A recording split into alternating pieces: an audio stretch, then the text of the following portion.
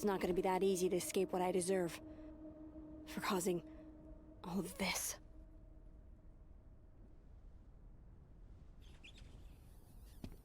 Oh! Oh! Oh! God! Ah! Ah!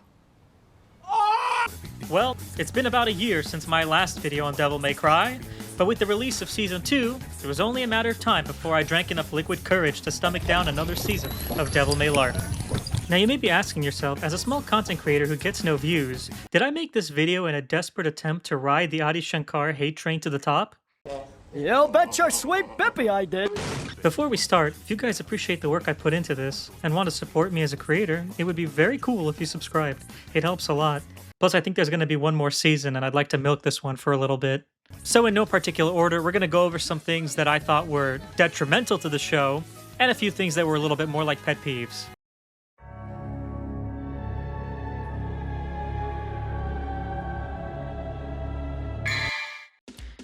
I mentioned this in my last review for Season 1, but for whatever reason, the iconic bosses in Devil May Cry games have almost no real weight in this story. For example, Beowulf was an iconic boss fight. He was literally the embodiment of the sin of pride. Not to mention, one of the guardians of the Timini grew, so he was pretty important to the plot. Whereas the Beowulf we see in the series is kind of just a henchman. He's quickly defeated and offers absolutely nothing to the plot. He was kind of just there. It was sort of like a, hey, remember this guy from the video games? Goliath was also defeated by a single human with a rocket launcher. The only exception maybe would be Tresmagia, but no one likes that guy anyways because, well...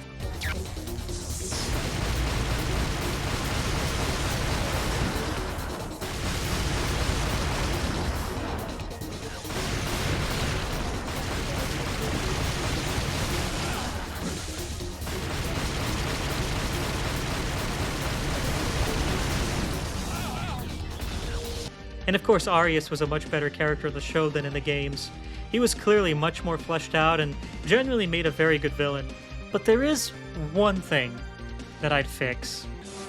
A false coin for a false god.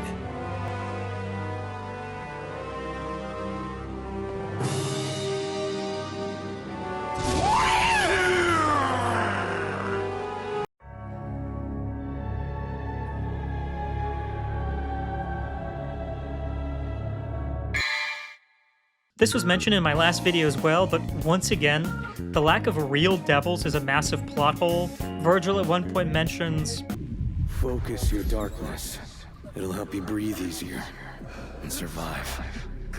but why does Dante need to focus on his darkness if there are no demons? It's sort of a weird thing to focus on. Instead of demonic energy, they often refer to it as quantum energy, implying that what people refer to as demonic is really just a neutral power that exists in the world. All of this undermines Sparta's sacrifice, meaning that while he saved humankind, he damned all the innocent demons in the quote-unquote demon realm.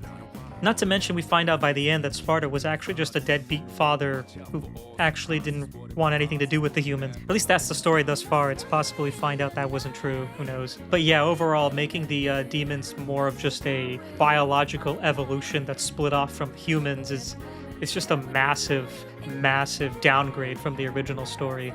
And honestly, it could work. It just doesn't work in Devil May Cry.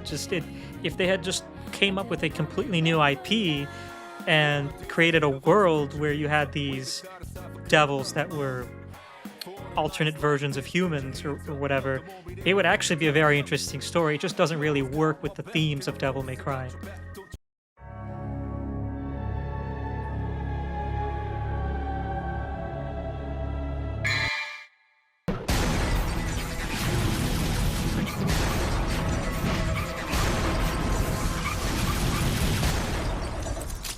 Let's LARP, baby.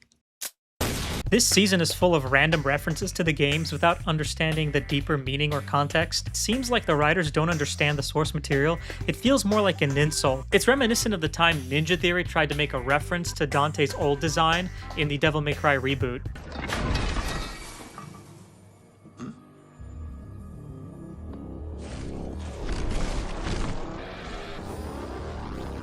I'm a million 9 years. Yeah, it was meant to be all in good fun, but it doesn't really come off that way when you don't really understand what the fans liked about Devil May Cry. I'm not even talking about being loyal to the source material. We've seen lots of adaptations that weren't one-to-one, but were still really good. Objectively speaking, the people who wrote this show don't understand Devil May Cry. I'd honestly almost go as far to say they absolutely hate the original lore. There's also the scene in the last episode where Virgil asks the question, At night, if our positions were switched, would our fates be different? Would I have your life? And you mine? This quote has almost zero weight. Here's a comparison to the original. That day, if our positions were switched, would our fates be different? Would I have your life and you mine? It only makes sense in the 5th game after everything he had gone through. He's still way too young to be saying this. This is just one of the many examples of the writers quoting the games without understanding the actual context.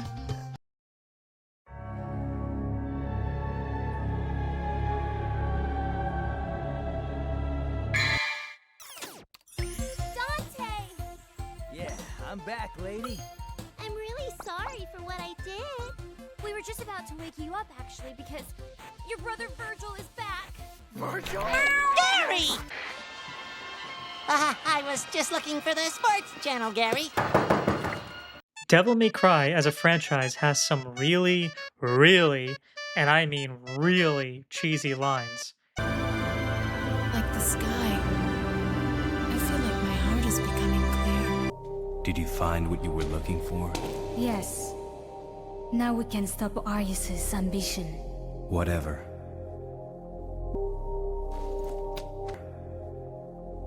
But I genuinely cringed at certain scenes. For me personally, the scene that looked like it was taken straight out of Twilight completely did me in. I'm pretty certain I uttered an actual groan and had to pause the episode. Maybe I'm the only one, but Dante and Lady's relationship felt extremely forced. Feel free to let me know in the comments, maybe I'm just out of my mind, but it just felt so out of nowhere. The scene where Dante leans in for a kiss, but is left hanging by Lady, first of all, extremely out of character, and second of all, extremely cringy. If you've ever seen Trigun, this is way more in line with Vash the Stampede than it is with Dante. No. We're the sons of Ava. I don't think anyone in the studio realized just how cringy this quote is. I get what they were getting at, but to me it sort of reminded me of that scene in X-Men where Jennifer Lawrence talks about how all the girls do all the work and get no credit. And by the way, the women are always saving the men around here. You might want to think about changing the name to X-Women. But let us not forget their greatest sin. Yes, that's right. They actually threw in a 6-7 joke.